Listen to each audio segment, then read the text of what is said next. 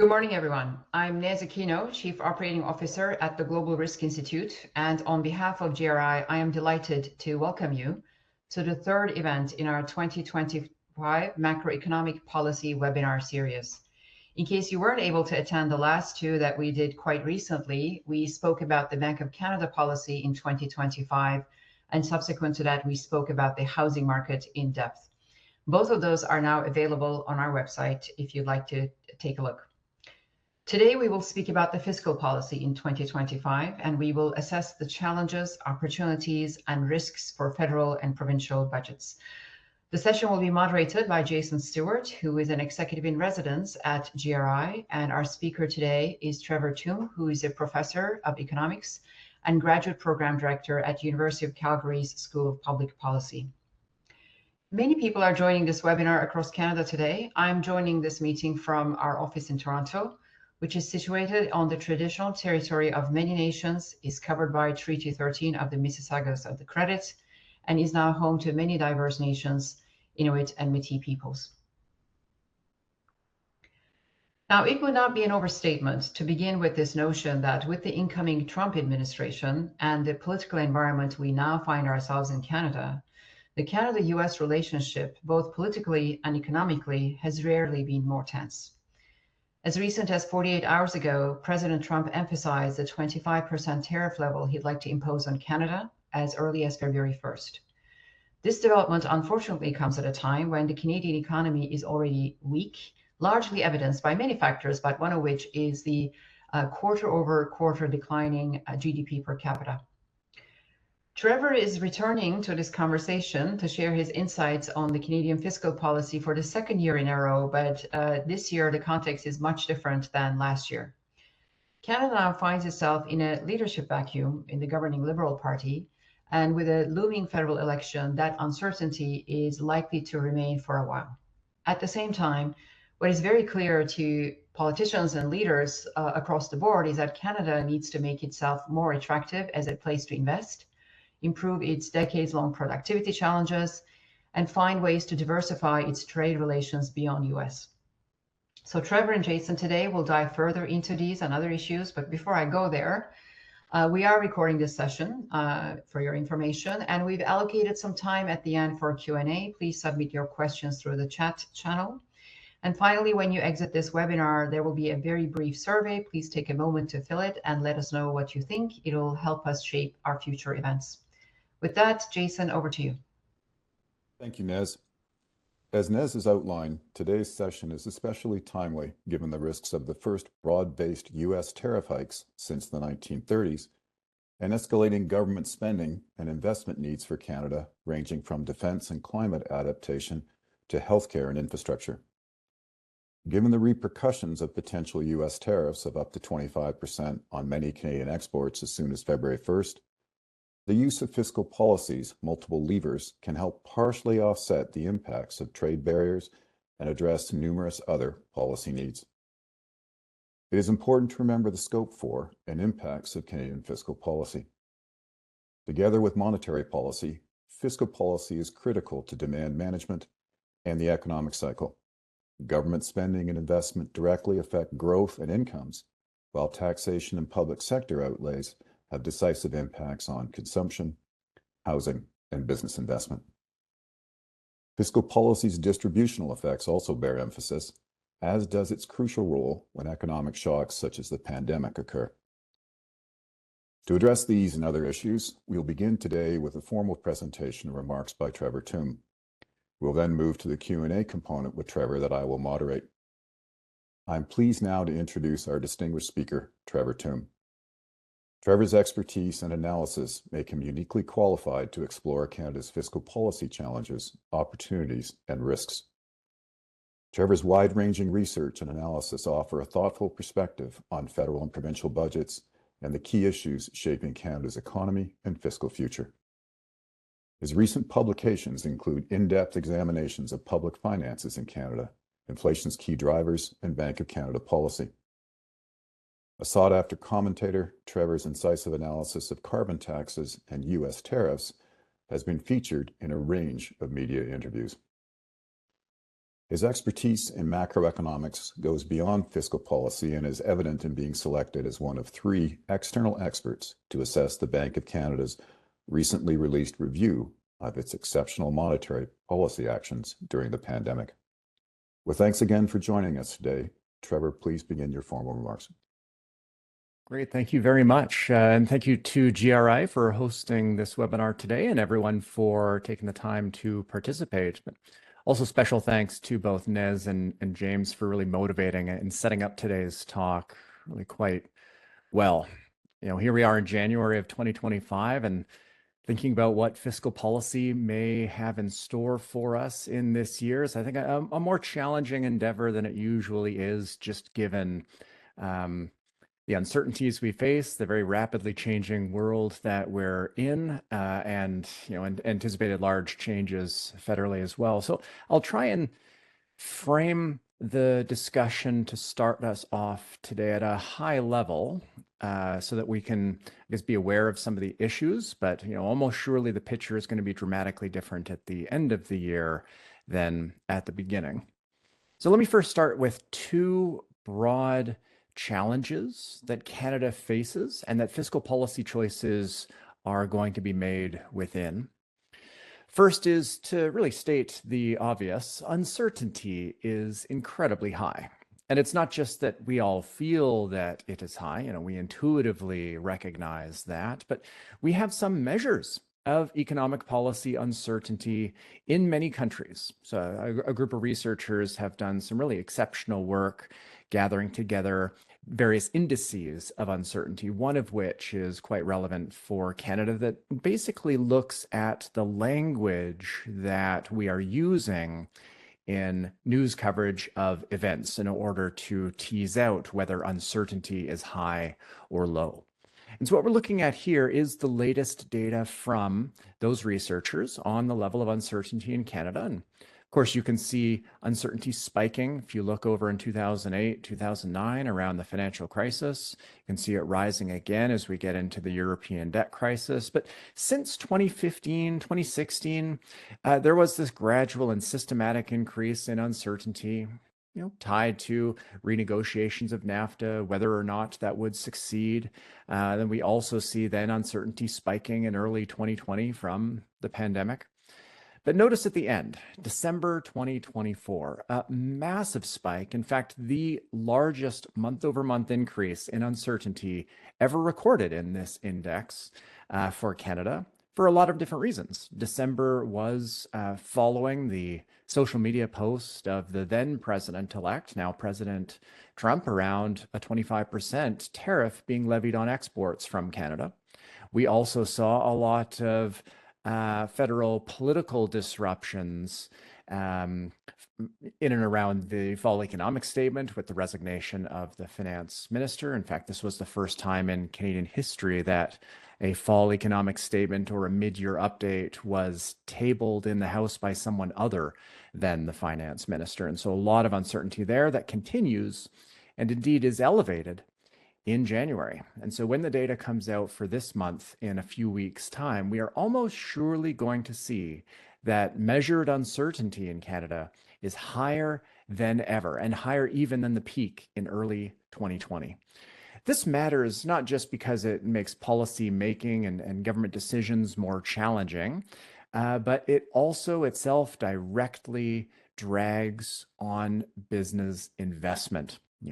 Story after story is related to companies prudently pausing investments. Even just this morning, I noticed one in the London Free Press there. So London, Ontario, Maple Armor Group was planning to begin construction on a plant to manufacture residential, commercial, and industrial alarm systems. And they have decided to not go ahead with that. And quoted in the article was the CEO explaining that they pulled out because there was too much uncertainty. The plant would be selling into the U.S. and it's just too chaotic right now. And so the company is taking a safer approach to its own planning. No doubt that's happening right across the economy. And when business investment growth is slow, so too is economic growth, and so too is productivity growth. And we may see that for some time, whether tariffs are implemented or not, just because of the high level of uncertainty. I'll talk about what the fiscal implications of that is in a moment.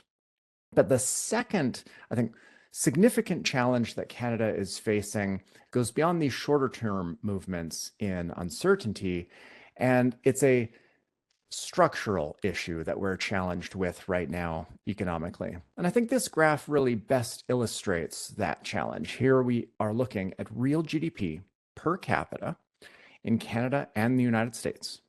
Now notice between 2000 and 2015, and I could have brought this further into the past, into the 1990s, real GDP per capita, the amount of economic output per person in Canada and the US moved together through periods of energy booms and busts, through the financial crisis and its recovery.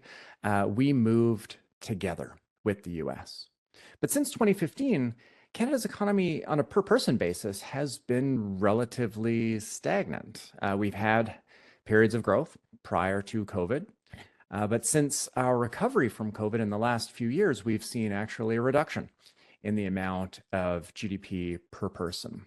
This matters because it translates directly into average income levels and the purchasing power of those incomes of everyday Canadians. And so the affordability challenge that is rightly top of mind for most of us is, proximately due to inflation, but I think ultimately due to weak economic performance, which is driven by weak productivity growth, indeed negative productivity growth in recent years. Now, in comparison, the United States has seen its growth continuing on its pre-2015 trend. And following the COVID-19 pandemic and the disruptions there, it has since returned to that trend and continues on its growth. That's not that the US growth is exceptional, that's just normal. It's Canada that is lagging behind not just the States, but also our own normal historical patterns. This creates a big fiscal challenge as well. But first, let me dive into the Canada-U.S. trade and the potential for tariffs to disrupt economic activity in the country and what the fiscal implications of that might be. Starting with kind of a general point that the importance of Canada's trade with the United States is for us much more significant than that trade is for the Americans. As a share of GDP, Canada-U.S. trade is both imports and exports added together is roughly a third of our overall economy. And in some provinces, Ontario and the prairies, it's 40% of GDP. And for New Brunswick, where especially refined petroleum products for them is a considerable export, it's about 50% of GDP, a little bit over that for New Brunswick. Whereas in the United States, trade with Canada for some states is quite important. Michigan, about 15% of their economy. But for the most part, the US as a whole, only about 3% of its GDP is accounted for by Canada-US trade. So disruptions have a larger, more rapid, more direct effect on Canada's economy than the United States. In terms of employment, there's about 2.4 million jobs that are currently exposed in Canada to US tariffs. And this, I don't mean to imply that if tariffs were to occur, that we would have 2.4 million jobs lost. Not at all. We would, of course, have many job losses, but we'd have hours cut back, overtime reductions, maybe implications for pay growth shrinking, and just real heightened uncertainty for many of these jobs that are reliant on and supported by exports from Canada to the US. In Ontario and Alberta, about 13% of all jobs are supported by exports to the US. Okay, so we would face the potential for a large increase in unemployment if there is broad-based across-the-board tariffs levied by the US. That would take time. Who ultimately pays for the tariff, whether that's absorbed by producers in Canada in the form of lower prices, or whether it's US consumers changing their consumption decisions in response to a tariff, really lowering the demand for goods from Canada. Either way, we'd have a reduction in economic activity here to a large extent with large implications for jobs. So there is a lot of talk as well about how we are potentially going to retaliate with our own measures in response to U.S. tariffs. And for some context there, some note that we might restrict oil and gas exports, or at least that's an option that some political leaders have put forward as something we should consider. And just for context, whether or not that decision is made, oil and gas exports to the U.S. is by far the largest source of income for the Canadian economy, generating in 2022, which is the latest year of data, about $150 billion that year, just in exports to the United States. So this is the income generated by those activities. And look down the list there, just compare it to motor vehicle manufacturing at about $11 billion. So motor vehicle exports are larger than that, but because such items use intermediate inputs to a large extent, imported intermediate inputs to a large extent, often from the US, the amount of income for Canadians as workers or as business owners generated by the exports is a lot less than the total value of the exports might suggest. Okay, so when we think about retaliation, especially if we go beyond just thinking about tariff retaliations, I think this is important context, that if we're actually going to go down the route of restricting or taxing oil and gas exports, it would come with considerable costs to Canada. And I think might be something to maybe think twice about. Also in terms of jobs, just to give you a sense of where the employment disruptions might be largest, depending on the nature of the US tariffs, well, oil and gas is the largest source of employment. And about 40% of those jobs in oil and gas exports to the US are outside Alberta. And so it does have national implications beyond just resource producing provinces. But it's professional and scientific services, wholesale, machinery, wood product manufacturing. These are the sectors that are the most exposed in terms of jobs to US tariffs. And even sectors that don't directly export. There's a lot of jobs in sectors that facilitate trade, like truck transportation. That is the number 6 sector in terms of jobs exposed to US tariffs at a little over 91,000. So the implications of tariffs, to really understand how they will affect both the Canadian and the US economy, I think one point to keep in mind is that the nature of trade between these two economies is such that it is overwhelmingly dominated by capital goods and intermediate inputs. We think intuitively, most of us think about trade in terms of final products. We buy items from some other country for our consumption. We sell items to them for theirs. But that's only about 1/5 of the overall trade volumes between Canada and the US. And so tariffs levied on business inputs do more than just disrupt trade flows. They also affect the way in which production occurs in both economies. And it would be a considerable drag both on productivity here and in the United States. And so I'll give some estimates on that in just a moment. So that's kind of the trade landscape between Canada and the United States. What might be the fiscal and economic implications of both a US broad-based tariff applied to our trade with them and potential retaliatory tariffs by us? Well, fiscally, let's start with the federal government. Okay, it's certainly the largest single government entity. I'll talk about the provinces in a moment, but federally, to understand the fiscal implications, well, there's really 2 parts to it. First, tariffs would have economic disruptions, and that would have implications for federal revenue. Primarily because, as I illustrate here, the federal budget and its financial inflows, the sources of revenues to the federal government, are overwhelmingly dominated by taxes. Personal and corporate income taxes, and consumption taxes like the GST. This might seem like an obvious point, but when we look at provincial governments in a moment, we'll see that taxes are not the largest source of revenue for them. So because income taxes and consumption taxes are such an important source of revenue, when the economy contracts, revenues fall because corporate profits are lower, employment is lower, so wage and salary income and therefore personal income tax payments is lower. How much lower? Well, that's a tricky thing. We've never gone through a period where the US in modern times has levied an across-the-board tariff on Canadian trade. Nixon did this at the level of 10% back in 1971. And while that was framed at the time as an across-the-board tariff, it applied to only about 1/3 of our trade with the U.S. So there's been many analysts that look at the potential effect on the potential effect of the tariff on the Canadian economy through models, basically simulations of what it might mean for the Canadian economy. And it's roughly tied to both the volume of exports and the importance of value added in overall output and the tariff levels.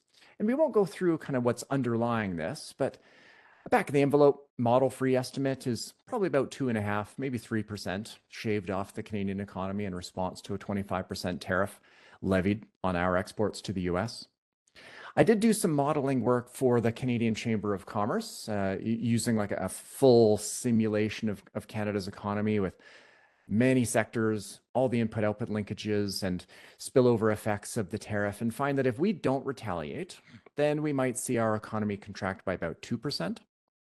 If we do retaliate dollar for dollar, which it sounds like that's how governments are leaning, then the costs will grow to about 2.5%, maybe as high as 3%. And so that should give you a sense of scale. Now, these are large numbers. Your typical recession is on the order of about a 3% reduction in GDP. So this kind of a trade war would be a recession-inducing event. And financially, for the federal government, that might shave about $15 billion off of revenue, kind of all else equal if we don't retaliate. That 25% by shrinking personal income tax payments leads to a reduction in revenue. But federally, if we do retaliate, tariffs are, of course, a way to raise revenue. That is perhaps one motivation in the United States for levying them in the first place. To give you some context, for Canada, if we were to follow through on an across-the-board 25% tariff on everything, we'd be looking at tariff revenues on the order of about 80, maybe as high as 100, depending on how much trade volumes fall, $1 billion per year. And so this kind of a trade war federally, just from a narrow fiscal perspective, would improve the overall federal budget balance, leading to a very large surplus. Now, in terms of the effect on spending, well, transfers dominate federal spending, and you'd almost surely see much of any tariff revenues be distributed both to individuals and businesses and also provincial governments to help cushion the blow from the economic disruptions. And so that would be a policy choice that governments would need to make. There's been no discussion, at least publicly, around what the federal government might do with incremental tariff revenues, but they are considerable. And I suspect the transfers that we would see as a result of them would be equally considerable. So in the last few minutes, and I think I have 5 or so minutes left, I'll just kind of make a couple of general points about other risks and opportunities to keep in mind independent of trade disruptions with the United States. There are several. First, of course, cost of living is the priority item. Poll after poll shows this for Canadians and will likely be the defining issue in the upcoming federal election that is likely to occur sooner rather than later. Interest rates, while they have come down, are still elevated. This increases debt service costs for government to a considerable amount. And the federal deficit continues to grow beyond what even the government's own prior projections were. There are also longer-term challenges for Canada in the form of demographic pressures that will largely be a burden on provincial governments for reasons that I'll note momentarily, and military spending. This is something where we have publicly committed repeatedly for many years to spend 2% of GDP on our military, and it may be something that the new U.S. administration exerts considerable pressure on Canada to follow through on those commitments. And then finally, lagging productivity that I noted at the start. So I will finish on that point as something where we do have a lot of options available to improve the situation. So first, context around the cost of living. You know, it barely is worth making this point because it is so obvious that prices have risen. We all see it day to day. They've risen for most of the important items like fuel, like housing, that If you look at how much of our household budgets we spend on various goods and services, the big ticket items like food, fuel, and shelter, those have risen the most, well over 20%. And in some cases, fuel, food, and at least home ownership costs since the beginning of the pandemic in February 2020 have risen by nearly 30%. Right? This is not going to go away anytime soon, even though inflation has returned to a 2% target and hopefully stays there. But inflation is about a rate of change. Price levels have ratcheted up and will persist. And the only way for people's experience of these higher prices to improve is to have incomes grow much more quickly than they currently are. And the only way for that to sustainably occur is for productivity growth to increase beyond what it currently is. Okay, the second challenge I noted was interest rates and rising debt service costs. So federally, the monthly amount we're spending now on debt service is nearly $5 billion. It fluctuates month to month, of course, and so the latest is about $4.3 billion, but it did just a few months ago almost exceed $5 billion in a month, which is on a nominal basis the highest level that we've recorded federally. Given the rising public debt levels, ultimately because of federal budget deficits that have grown and grown larger and are projected to be larger than previously projected federally, this is a challenge that I think the next government, almost regardless of who wins the next election, will need to take a lot more seriously than it has to date. And let me just illustrate, I know I'm reaching the end of my formal remarks here, but one of the most important reasons for the existence of the federal deficit and why it has grown is federal spending not just growing. It's fair enough to roll out new programs and so on, but federal spending has grown more than the government's own plans for spending. And that happens every single year for basically the past decade. Every single budget ratchets spending higher than the government's own previous plans. We would not have a $48 billion deficit for this fiscal year had we just stuck with the budget 2022 projections for spending. So in a sense, there is a lack of fiscal discipline, and that leads to this ratcheting up. Of course, priorities change for governments, as they should, but we're not seeing reallocations of spending in order to cover increases in priority areas. We're just seeing everything kind of layered on top of previous plans, leading to growing public debt levels. Then if you think about, military spending, I noted that we're missing our 2% target. We're missing it by something equivalent to about $21 billion a year, in 2024 terms. Nominally that changes depending on the year that you're looking at, but our projection for 2024 in terms of what NATO considers our military expenditures to be falls short by about $21 billion. And so finding space in the budget in order to cover that increase will be tricky. And one area I think that we will see the next government look to is subsidies to businesses.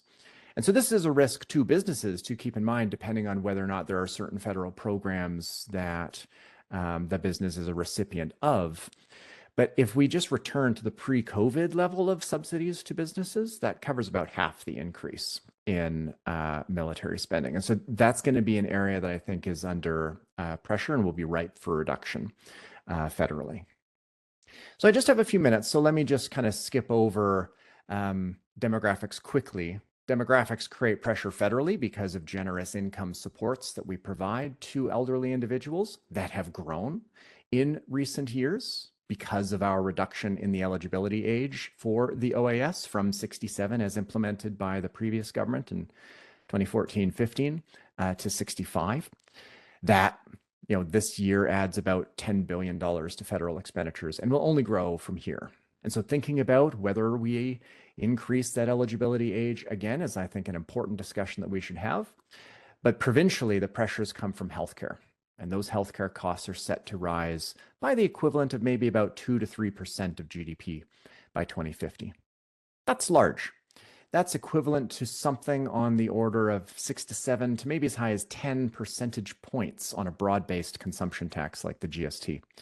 So covering health expenditure pressures just through tax increases is probably not feasible. And provincial governments really do need to think about operating health or doing healthcare a little bit differently than before. So I see James has returned, so let me just end on one final point by noting that productivity growth is the most important thing that governments should focus on in the coming years, because if that growth accelerates, income growth accelerates, eases affordability pressures, improves government budgets through higher income due to higher rates of economic growth, and is a way for us to potentially offset costs associated with trade disruptions with respect to the United States. And just the list of benefits goes on, and it's an area where Canada has really lagged in recent years. And so something that we did at the University of Calgary with support from the government of Alberta and partners from right across the country was convene a large-scale conference of leading policymakers, business leaders, government leaders, as well, to really launch an ambitious agenda to think about how policy can improve productivity. And we'll be rolling out a lot of that insight this year. So just to give you a taste of what you might see more of from us is details around how tax and regulations can be improved to improve the investment environment.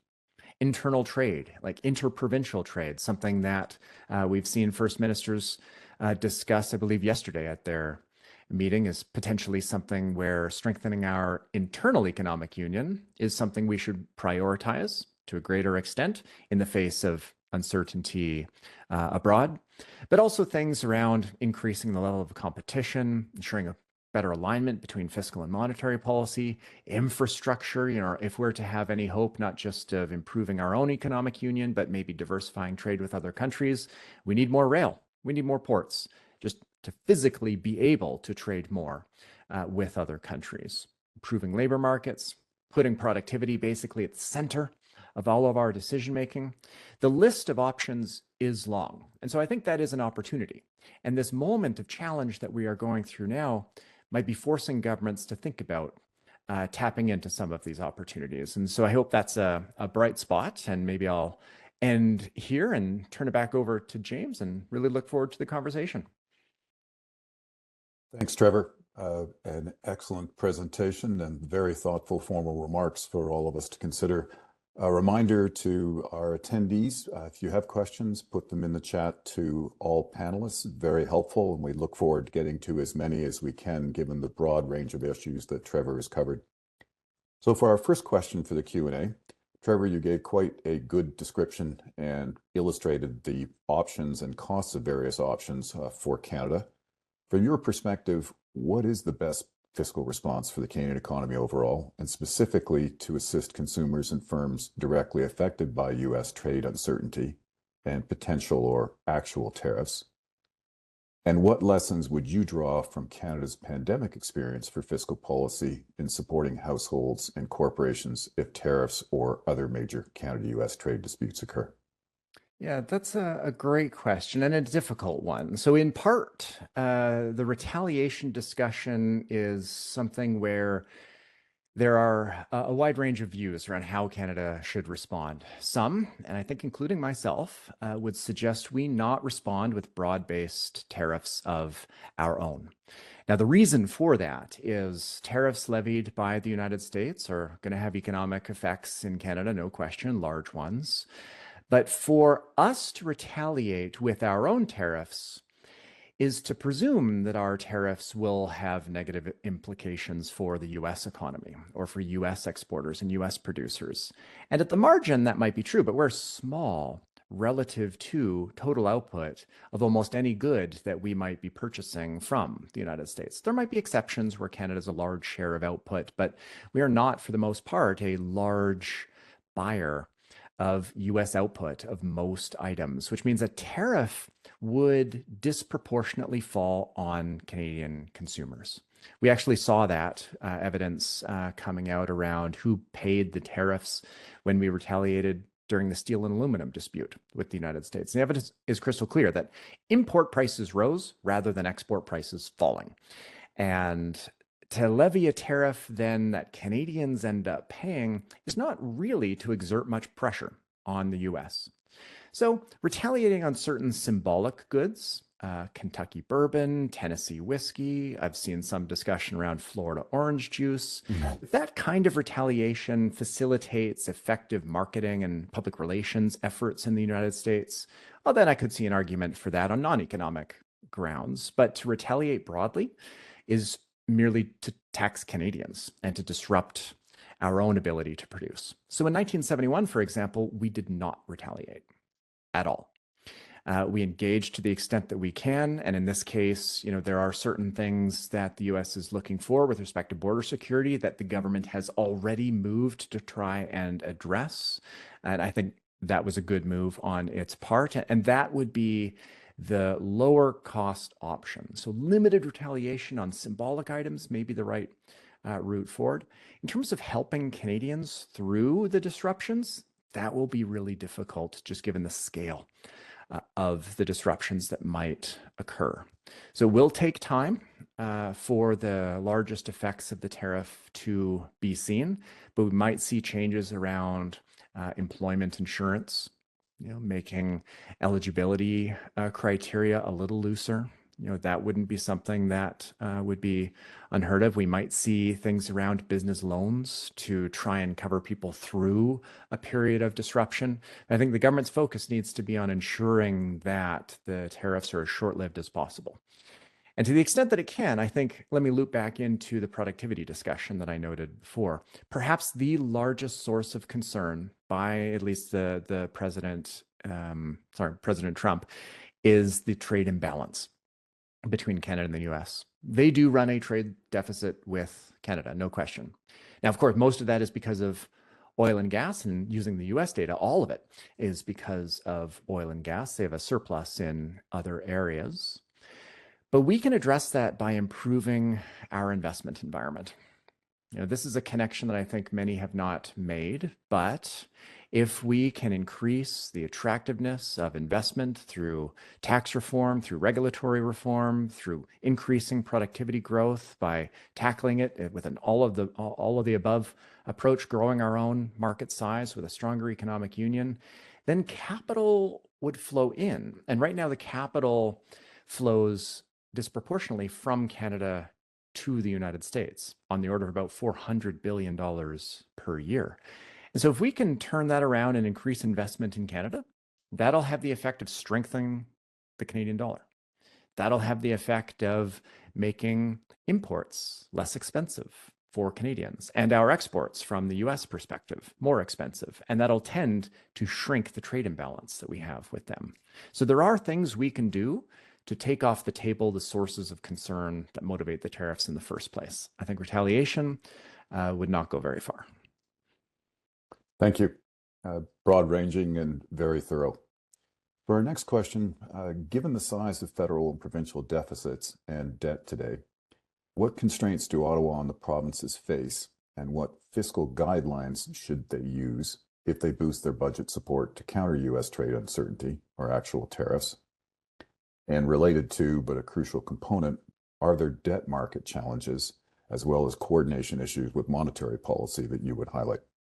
Yeah, so a lot to unpack there. So in terms of constraints, how I think about fiscal constraints federally is by taking a step back and asking about the longer term pressures that the federal government faces. And those are actually minimal. So federal revenues will structurally tend to grow more rapidly than spending. It's just not exposed to demographics in the way that provinces are. And so if there's restraint on the spending side, then we will tend to see the deficit eliminated and return to surplus. The reason why the deficit has persisted is because policy keeps changing and we ratchet up and up and up higher levels of spending.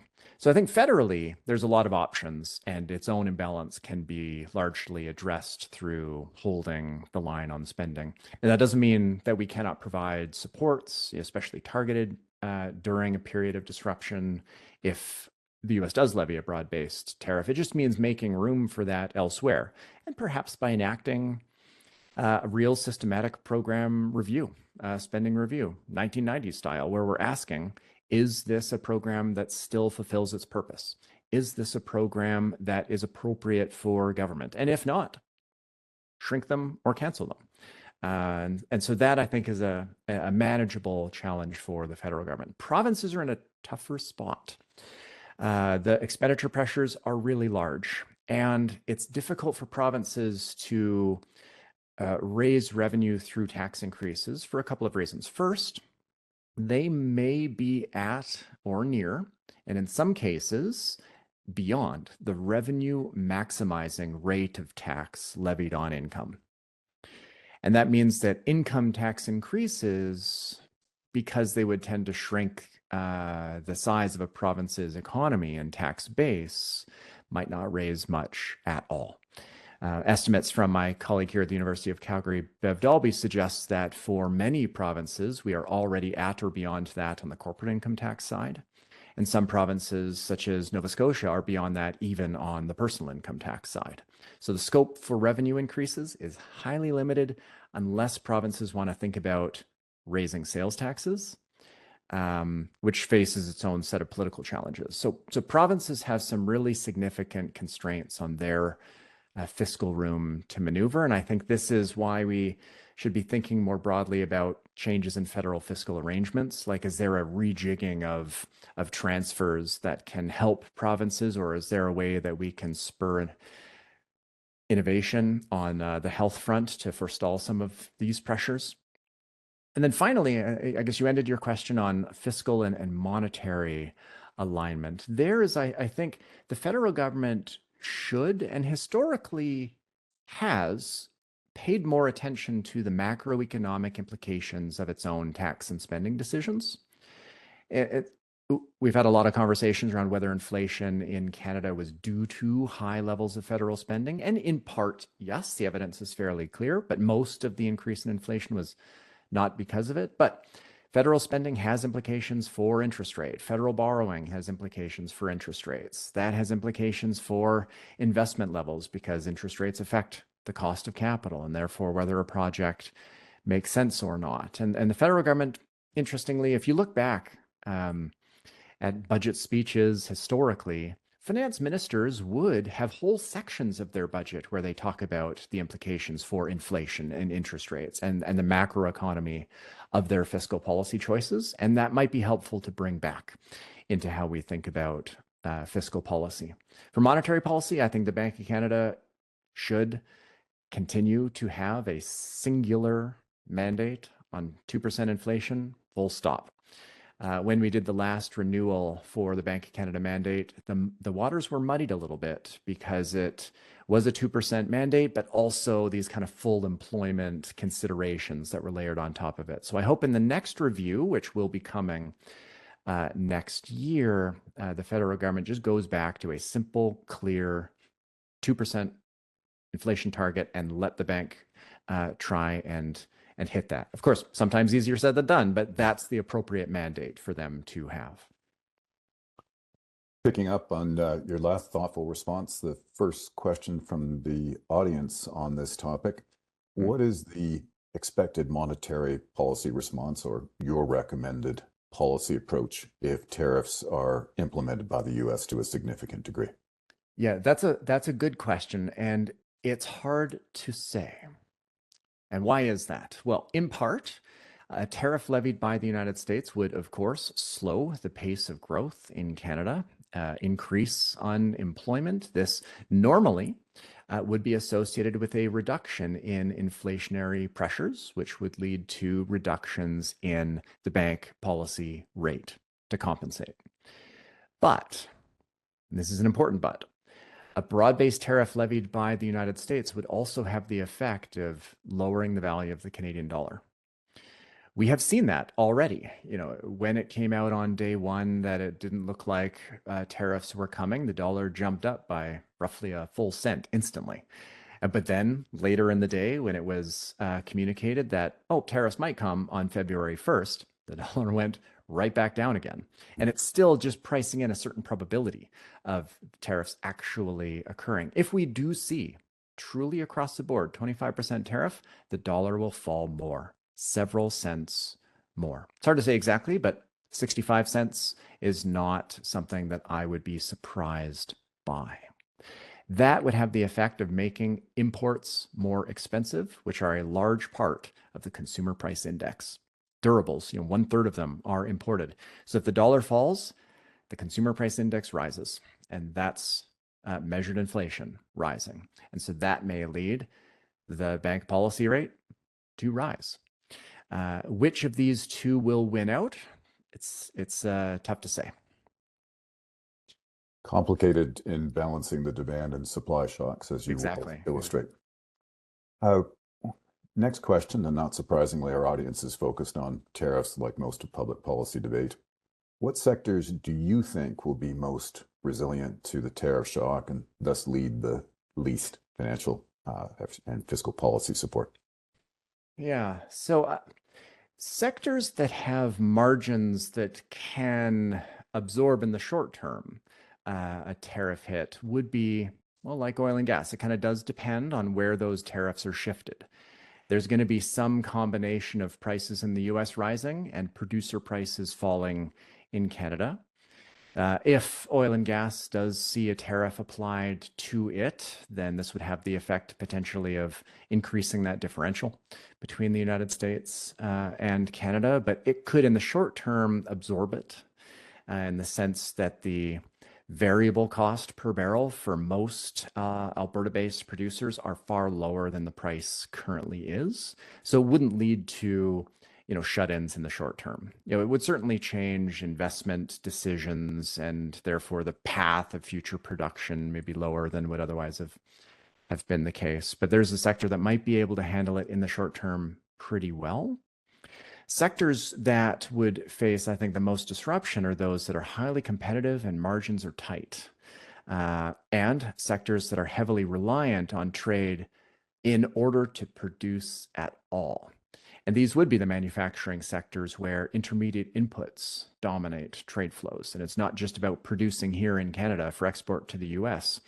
It is about importing from the US, transforming that item into some other intermediate, sending it back to a facility in the US, and so on and so forth. And so you'd have tariffs applying potentially multiple times within the manufacturing supply chain, really adding and amplifying the costs and therefore consequences of those tariffs.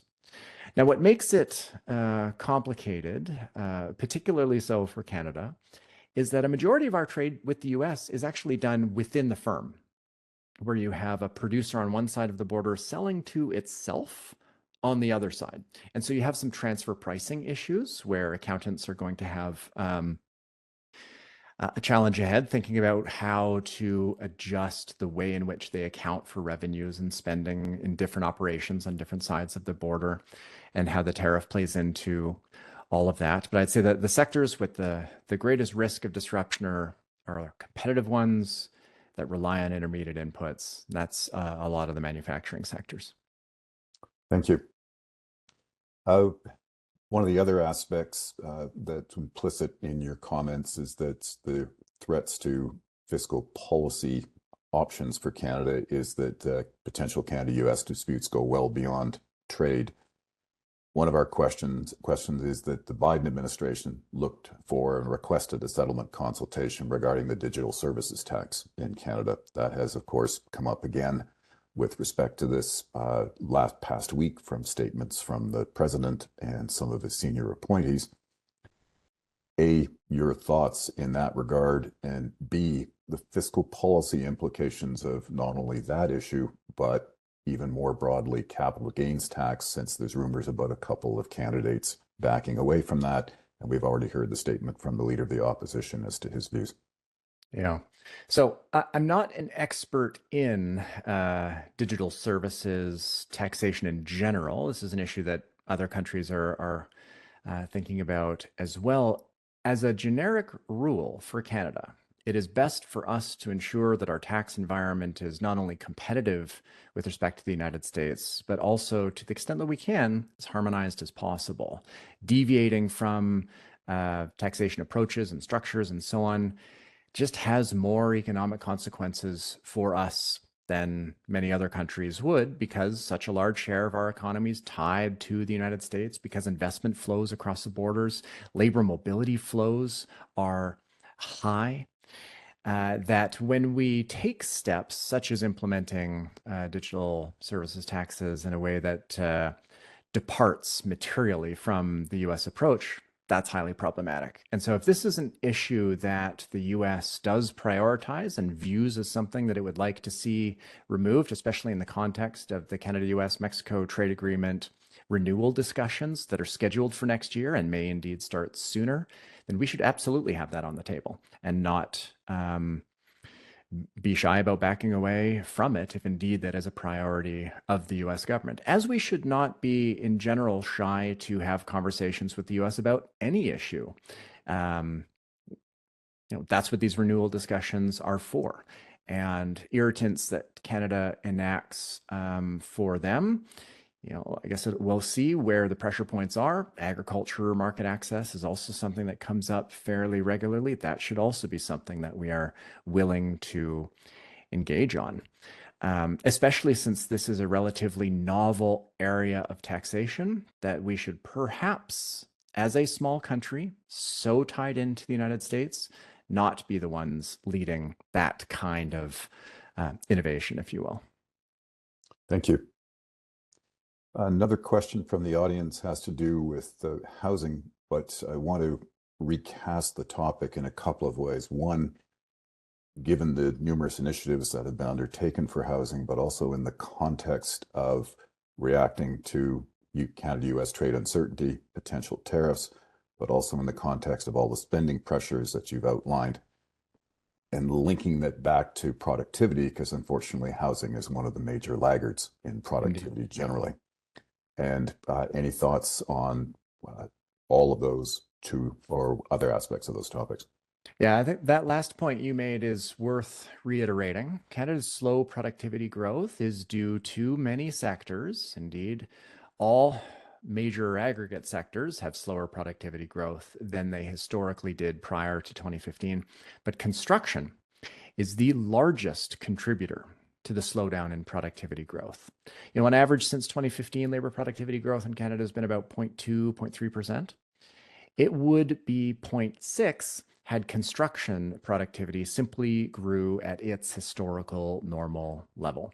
So a near tripling of the aggregate national productivity growth just from that one sector alone. This is because productivity in construction is not just slow, but strongly negative for many years now. And it's a large and important sector that has implications for the broader economy that go far beyond housing. And so improving construction productivity ought to be a higher priority than any other sector, just for that fact alone. How to do that? That gets outside of my area of expertise. But there is one challenge in Canada that is a drag on productivity that affects construction in particular, and that's scale. And this is not something that we are stuck with as a country. Scale of operations, scale of markets for firms is artificially limited because of the costs of operating across provincial boundaries are artificially high. Provinces maintain interprovincial trade barriers by enforcing and enacting rules, regulations, standards, certifications, and so on that are different from each other. And it is slow for provinces to harmonize, and many are uninterested in doing so.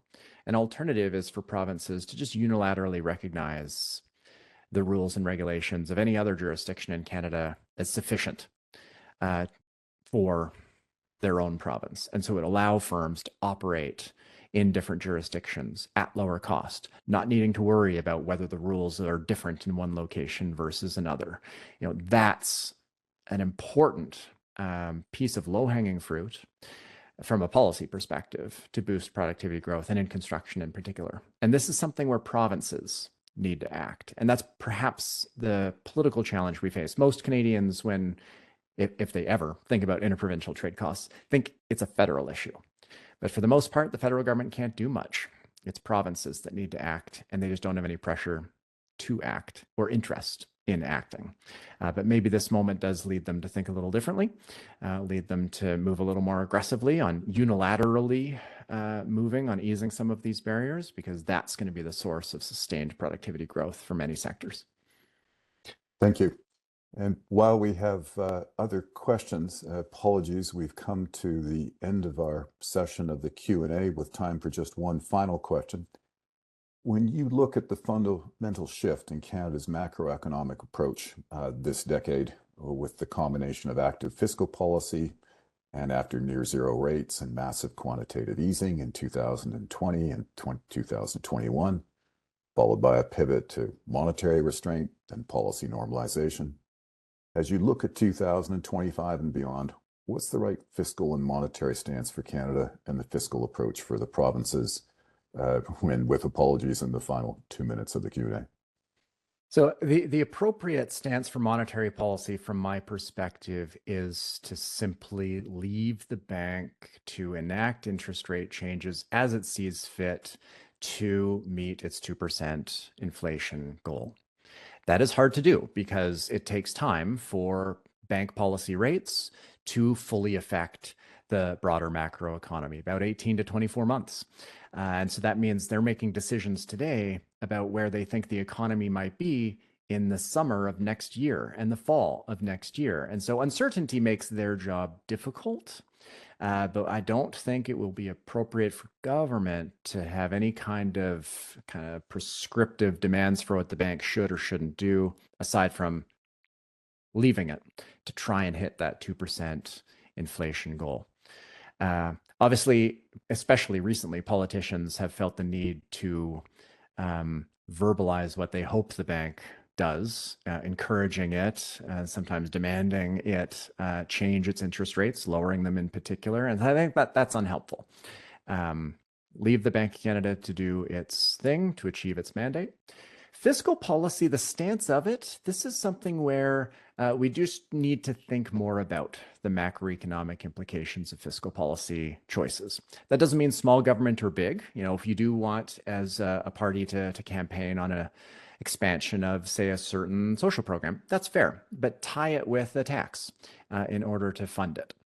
And then we can have conversations as Canadians about whether the costs are worth the benefits. And that is, I think, the anchor we should have federally. Our spending increases tied to sources of revenue to pay for them. Trevor, thank you very much. And over to you, Nez, for the closing remarks. Thanks very much, Trevor and Jason, for your time and quite relevant insights at this moment in time. So as we heard from Trevor and Jason over the last hour, the possibility of a US trade tariff on Canada is quite broad in terms of its implications on Canada. And the tariffs coming at a time when the cost of living pressure is already very high on the average Canadian consumer. The federal deficits are persistent. And with an aging demographics, the spending pressure on the future Canadian government is high, such as healthcare and OAS. I think if there's one thing we heard loud and clear is that Canada has much work to do in improving its much lagging productivity challenges and making the country an attractive place to invest, both domestically through the changes in the interprovincial trade barriers, as well as globally. So thanks very much for your time and insights. This was time well spent.